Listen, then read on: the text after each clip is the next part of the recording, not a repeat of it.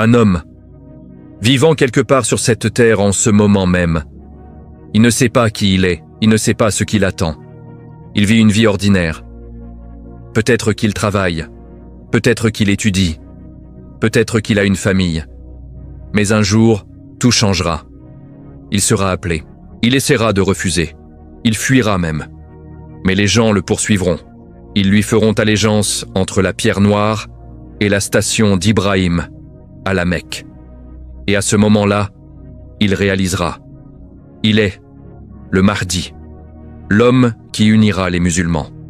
L'homme qui établira la justice après que le monde ait été rempli d'oppression. L'homme qui combattra aux côtés de Jésus contre l'Antéchrist. Cet homme existe quelque part, en ce moment. Peut-être qu'il vous connaît. Peut-être que vous le connaissez. Peut-être qu'il regarde cette vidéo. Assalamu alaikum mes frères et sœurs, bienvenue sur Lumière de foi.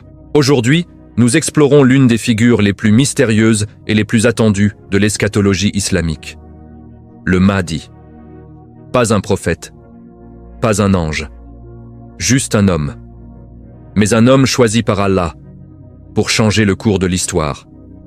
Les chiites ont leur propre croyance sur le Mahdi. Ils disent qu'il est né au 9e siècle et qu'il vit caché depuis. Mais aujourd'hui, nous parlons du Mahdi selon la croyance sunnite, basée sur les hadiths authentiques du prophète Mohammed. Que la paix soit sur lui. N'oubliez pas de vous abonner et d'activer la cloche, car cette histoire va vous fasciner. Commençons par la question la plus importante. Qui est le Mahdi? Le prophète Mohammed a décrit le Mahdi avec des détails précis. Son nom sera Muhammad ibn Abdullah. Exactement comme le nom du prophète lui-même. Il sera un descendant direct du prophète Mohammed, de la lignée de Fatima, la fille du prophète, à travers son fils Hassan. Son visage ressemblera au visage du prophète, brillant comme une étoile. Son caractère ressemblera au caractère du prophète, juste, généreux, humble. Mais son corps ressemblera au corps de quelqu'un d'autre. Il aura un large front, un nez aquilin. Il sera de taille moyenne. Pas trop grand, pas trop petit. Le prophète a dit, « Le Mahdi est de ma descendance, de mes Ahl al-Bayt. Allah le préparera en une seule nuit. » Qu'est-ce que cela signifie? Cela signifie que sa transformation d'homme ordinaire à leader ne prendra qu'une seule nuit. En une nuit, il passera d'inconnu à celui que tout le monde cherche. Mais voici ce qui est fascinant. Le Mahdi lui-même ne saura pas qu'il est le Mahdi. Il vivra une vie normale. Il ne se considérera pas spécial. Il ne cherchera pas le pouvoir. Il ne désirera pas le leadership. En fait, quand les gens viendront à lui et lui diront « Tu es le Mahdi », il refusera. Il dira « Non, je ne suis pas celui que vous cherchez. Je ne suis qu'un homme ordinaire. » Mais les gens sauront, ils reconnaîtront les signes et ils insisteront. Maintenant, quand apparaîtra-t-il? Le prophète n'a pas donné de date exacte, mais il a donné des conditions. Le Mahdi apparaîtra quand le monde sera rempli d'injustice et d'oppression, quand les musulmans seront faibles, divisés, humiliés, quand il semblera qu'il n'y a plus d'espoir. C'est alors qu'Allah enverra le Mahdi, pour restaurer la justice, pour unir les musulmans, pour redonner la dignité à l'islam. Le prophète a dit, « Même s'il ne reste qu'un seul jour à ce monde, Allah prolongera ce jour, jusqu'à ce qu'il envoie un homme de ma descendance dont le nom correspondra à mon nom. Il remplira la terre de justice et d'équité comme elle a été remplie d'oppression et de tyrannie. » Regardez le monde aujourd'hui. N'est-il pas rempli d'oppression? Les musulmans ne sont-ils pas divisés en sectes, en nations, en tribus? N'y a-t-il pas d'injustice partout? Des guerres, des occupations, des génocides, des millions de réfugiés, des enfants qui meurent de faim alors que d'autres nagent dans le luxe. Le moment du Mahdi est-il proche? Seul Allah le sait, mais les conditions semblent se mettre en place. Alors comment apparaîtra-t-il exactement? Le prophète a décrit les événements qui mèneront à son apparition. Il y aura des troubles à Médine, des conflits, des disputes sur le pouvoir. 3 personnes de la famille royale mourront, tous des fils de califes. Le chaos s'installera. À ce moment-là, le Mahdi sera à Médine ou à la Mecque. Il verra ce chaos et il voudra y échapper. Il ne veut pas être impliqué dans les affaires politiques, alors il fuira. Il ira se cacher à la Mecque. Mais Allah a d'autres plans. Les gens de la Mecque entendront parler de lui. Ils reconnaîtront qu'il correspond à la description du Mahdi. Son nom, sa lignée, son apparence, son caractère. Une délégation viendra le trouver. Tu es le Mahdi. Nous te reconnaissons. Tu dois accepter l'allégeance. Le Mahdi refusera. Je ne suis pas celui que vous cherchez. Laissez-moi tranquille. Mais ils insisteront, encore et encore. Ils le traqueront jusqu'à ce qu'ils le trouvent entre la pierre noire et la station d'Ibrahim dans la mosquée sacrée. Là, entouré de croyants, coincé, ne pouvant plus fuir, il acceptera finalement. Le prophète a dit, les gens lui feront allégeance entre le Ruken et le Makam. Ruken, c'est le coin de la Kaaba, où se trouve la pierre noire. Makam, c'est la station d'Ibrahim. L'espace entre eux, c'est petit, quelques mètres seulement.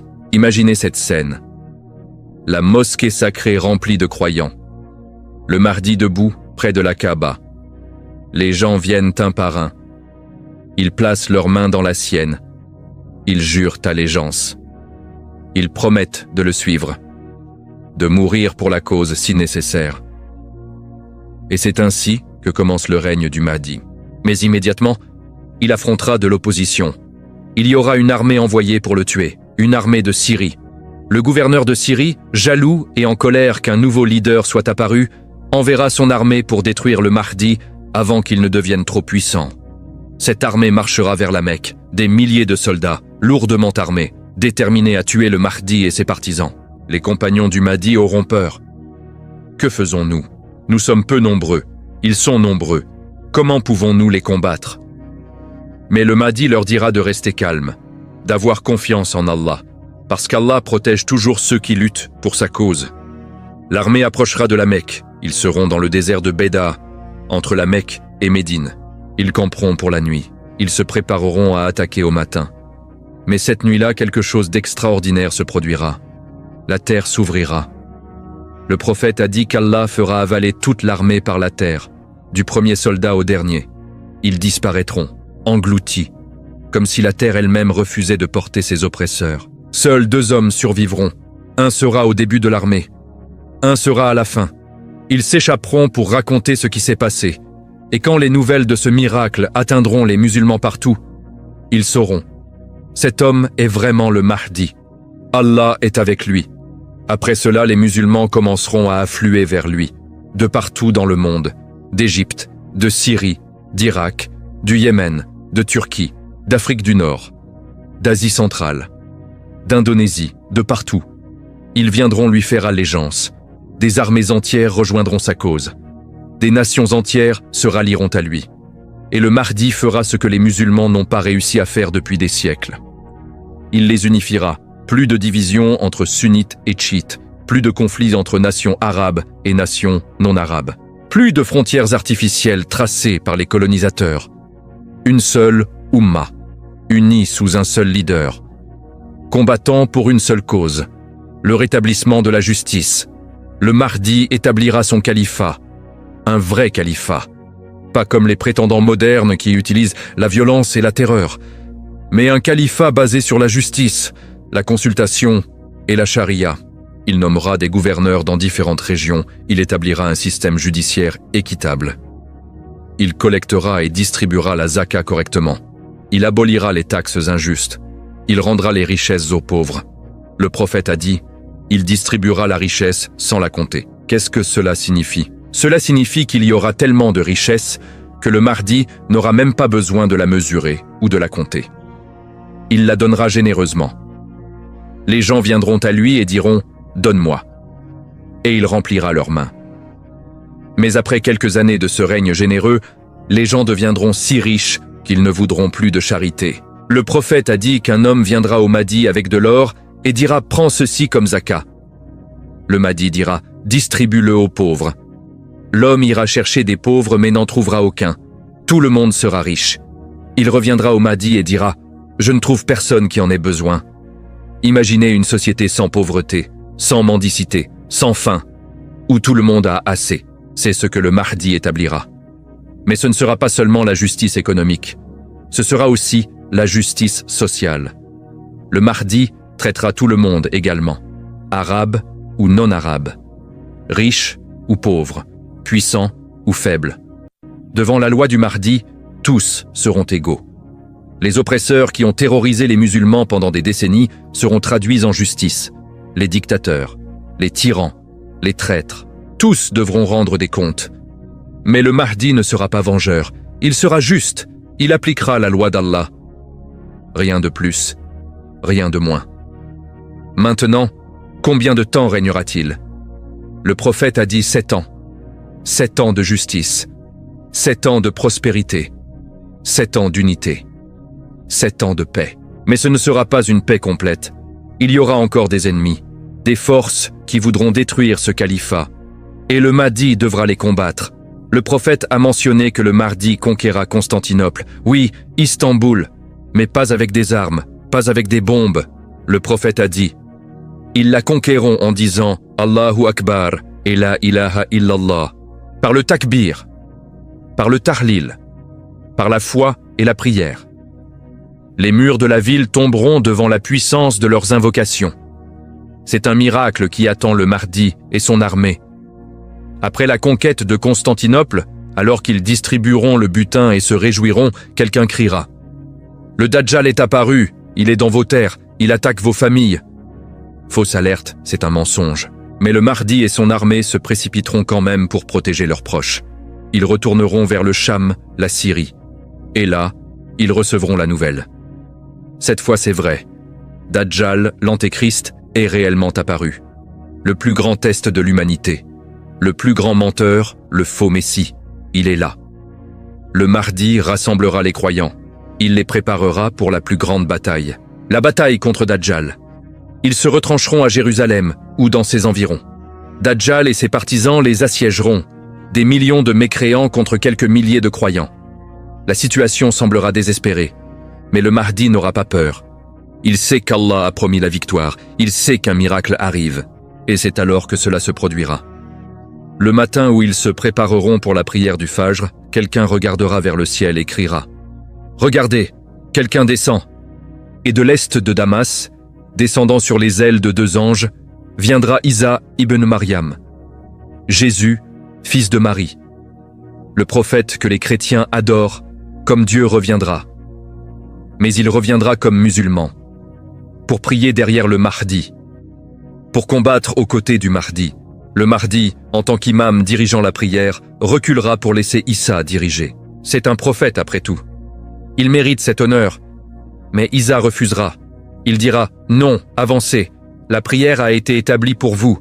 Cet honneur est pour cette Oumma. » Et Isa priera derrière le Mahdi, un suiveur de Muhammad, un membre de l'Oumma islamique, prouvant au monde entier que l'islam est la vérité.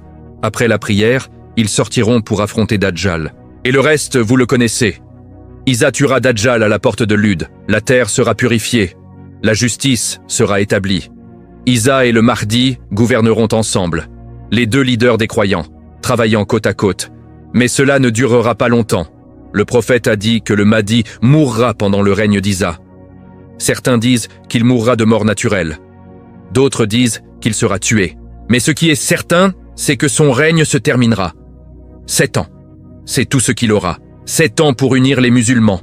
7 ans pour établir la justice. 7 ans pour préparer le monde pour la descente d'Isa. 7 ans pour changer le cours de l'histoire. Et puis il mourra. Un homme qui n'a jamais cherché le pouvoir. Un homme qui a essayé de fuir le leadership. Un homme qui n'a accepté que par obéissance à Allah. Il sera enterré. Et les musulmans pleureront leur leader. Maintenant, mes frères et sœurs, la grande question. Est-ce que le Mahdi est déjà né? Est-il vivant aujourd'hui? Seul Allah le sait. Mais considérez ceci. Si le Mahdi doit régner pendant 7 ans, et s'il combat aux côtés d'Isa contre Dajjal, et si les autres signes majeurs de la fin des temps approchent, alors il est logique qu'il soit déjà là, quelque part sur cette terre, vivant sa vie, ne sachant pas ce qu'il attend. Peut-être qu'il a 30 ans, peut-être 40, peut-être 50, il pourrait être n'importe où, en Arabie Saoudite, en Égypte, en Syrie, en Turquie, en Indonésie, au Pakistan, en Afrique, en Europe, en Amérique. Il pourrait être votre voisin, votre collègue, votre ami. Vous pourriez l'avoir croisé dans la rue, il pourrait prier dans votre mosquée, et il n'a aucune idée. Il vit une vie normale. Il a peut-être un travail ordinaire, une famille ordinaire, des préoccupations ordinaires. Il paie ses factures. Il s'inquiète pour ses enfants. Il fait ses courses. Il regarde peut-être même cette vidéo. Et si c'est le cas, si le futur Mahdi regarde ceci en ce moment, je veux lui dire quelque chose. Préparez-vous. Renforcez votre foi. Apprenez votre religion. Restez humble. Restez juste. Traitez les gens avec bonté. Parce qu'un jour, Allah vous appellera. Et vous devrez être prêts. Mais pour nous qui ne sommes pas le Mahdi, nous avons aussi un rôle à jouer. Le prophète a dit que nous devrions faire allégeance au Mahdi quand il apparaîtra, même si nous devons ramper sur la neige pour l'atteindre. Cela signifie que quand le vrai Mahdi apparaît, nous devons le soutenir. Peu importe les difficultés, peu importe le sacrifice. Mais attention, il y aura aussi de faux Mahdi, des imposteurs, des menteurs. L'histoire islamique est remplie de gens qui ont prétendu être le Mahdi. Ils ont trompé des milliers de personnes, ils ont causé le chaos et la division. Alors comment reconnaître le vrai Mahdi? Souvenez-vous des signes. Son nom sera Muhammad ibn Abdullah. Il sera de la descendance de Hassan ibn Ali. Il apparaîtra à la Mecque. Il recevra l'allégeance entre la pierre noire et la station d'Ibrahim. Une armée sera engloutie en venant pour le tuer. Allah protégera miraculeusement. Isa descendra pendant son règne. Il combattra Dajjal. Si quelqu'un prétend être le Mahdi mais ne correspond pas à ces signes, fuyez-le. C'est un menteur. Ne le suivez pas. Ne le soutenez pas. Attendez le vrai, même si cela prend des années. Même si cela prend des décennies. Attendez celui qu'Allah a promis. Maintenant, certains d'entre vous pourraient en penser, pourquoi devrions-nous attendre le Mahdi? Pourquoi ne pouvons-nous pas changer le monde nous-mêmes? Et c'est une bonne question. La vérité est que nous devons changer le monde nous-mêmes. Nous ne devons pas rester assis passivement en attendant un sauveur. Chacun de nous a la responsabilité d'établir la justice dans notre sphère d'influence. Dans nos maisons, dans nos communautés, dans nos pays, nous devons être justes, généreux, honnêtes, travailleurs. Nous devons construire, éduquer, aider les pauvres, défendre les opprimés. Le Mahdi n'est pas une excuse pour l'inaction. Il est un espoir pour quand nos efforts ne suffisent pas. Il est la promesse qu'Allah n'abandonnera jamais cette Ummah. Il est l'assurance que peu importe à quel point les choses semblent sombres, Allah enverra toujours de l'aide. Mais jusqu'à ce qu'il vienne, nous devons travailler. Nous devons lutter. Nous devons faire de notre mieux. Et peut-être, juste peut-être, nos efforts prépareront le terrain pour son arrivée. Peut-être que les mosquées que nous construisons seront celles où il priera. Peut-être que les livres que nous écrivons seront ceux qu'il lira. Peut-être que les jeunes que nous éduquons seront ceux qui combattront à ses côtés. Chaque bonne action compte. Chaque effort pour répandre l'islam compte. Parce que nous construisons tous quelque chose de plus grand que nous-mêmes. Voilà, mes frères et sœurs, l'histoire du Mahdi, l'homme mystérieux, le leader attendu, le restaurateur de la justice. Il vient. Nous ne savons pas quand, nous ne savons pas d'où. Mais il vient, Allah l'a promis, et Allah ne rompt jamais ses promesses. Si cette vidéo vous a touché, laissez un like, abonnez-vous et activez la cloche pour ne manquer aucune de nos vidéos.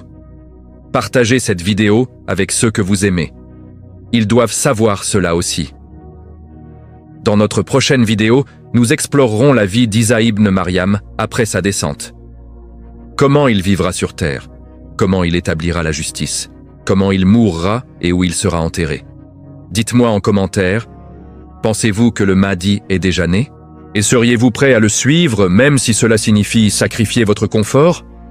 Qu'Allah nous permette de vivre pour voir le Mahdi, qu'il fasse de nous ses partisans, qu'il nous permette de combattre à ses côtés contre le Dajjal et qu'il nous réunisse avec lui au paradis.